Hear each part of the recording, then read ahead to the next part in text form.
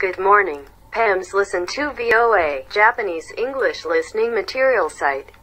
India to invite Australia to join naval drill in effort to contain China. By Anjana Pasricha, July 17, 2028, 24 a.m. New Delhi, in a significant move to strengthen defense cooperation between India, Japan, Australia and the United States with an eye on countering China. New Delhi is firming up plans to invite Australia to take part in naval exercises in the Indian Ocean. India has been wary about including Australia in the annual Malabar exercises due to fears of antagonizing China.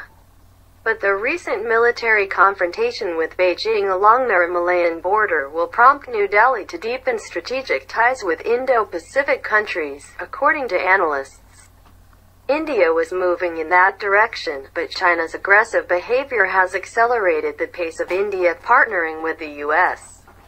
and other like-minded countries like Australia and Japan, says Rajeswari Rajagopalan Pillai, Distinguished Fellow at the Observer Research Foundation in New Delhi.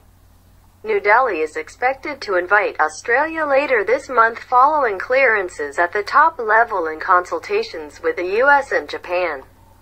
According to Indian defense officials who cannot be quoted due to rules. It is almost done, says former Navy spokesman D.K. Sharma. Countries like India and Australia see no option but to come into a construct which will aim to contain Beijing. Australia's participation in the maritime exercises would see four key naval powers in the region come together at a time when broad territorial claims made by Beijing in the South China Sea have triggered growing concerns. The Malabar naval drill, originally a bilateral exercise between India and the U.S., was expanded to include Japan as a permanent member in 2017. It has occasionally also included other countries like Singapore. Australia also participated in the Malabar exercises in 2007, but following vociferous objections by Beijing, Canberra did not return to the drills. Although it has expressed its desire to take part in recent years, India, wary of Chinese sensitivities, did not give the nod. Australia sees value in participating in quadrilateral defense activities in order to increase interoperability and advance our collective interests in a free, open and prosperous Indo-Pacific region, the Australian Department of Defence spokesman said in an emailed response, adding that it has yet to receive an invitation.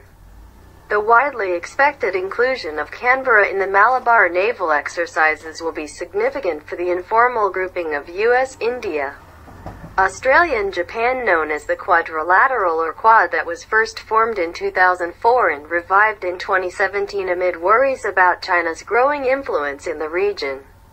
It would transform the Quadrilateral into something more action-oriented, and this in turn would suggest New Delhi's willingness to support a concrete move to counterbalance China, something it has long resisted doing, according to Michael Kugelman, the deputy director of the Asia program at the Wilson Center in Washington.